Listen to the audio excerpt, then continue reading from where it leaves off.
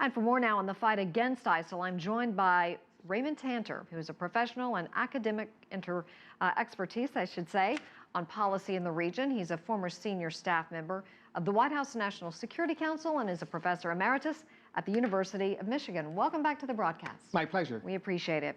There are reports of ISIL actually executing more than 300 Sunni tribesmen. Why are they turning on their own? Well, Susan, it pains me because I interviewed in 2008 many of these tribesmen. Who are they? They are the members of the awakening.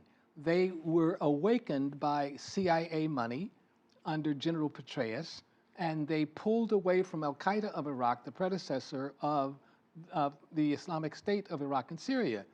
And what you had here is a situation where the Sunnis are split between the Saddamists, former Saddam Hussein's forces, fighting along with the radical Sunnis on one hand, and the tribes fighting along. So you have to have either the Kurdish Peshmerga coming in from Kurdistan to help them, or American boots on the ground. Otherwise, ISIL cannot succeed, or that is to say, otherwise the groups, the Sunni tribes can't succeed alone, Susan. That's right, but they don't know the difference. I mean, when they meet the Sunnis, they don't know the difference. They just apparently, reportedly, walked in and executed 300 of them. Oh, no, you know who the tribes are. Everyone knows who the tribesmen are.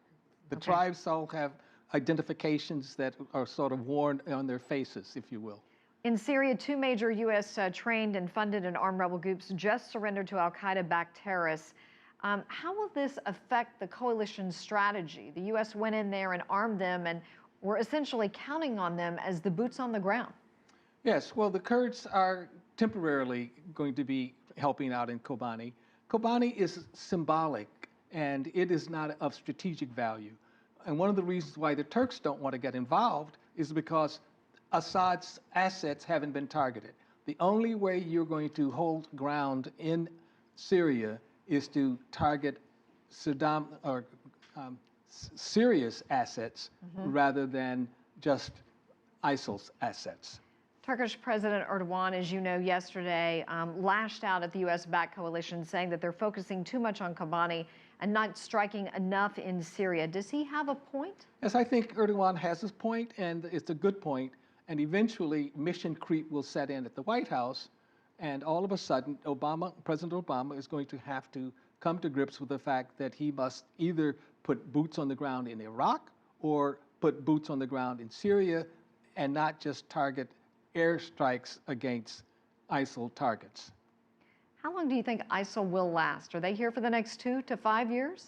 Well, President Obama himself said it will last throughout his presidency, and the Pentagon spokesman recently said it will last 2 to 5 years at least.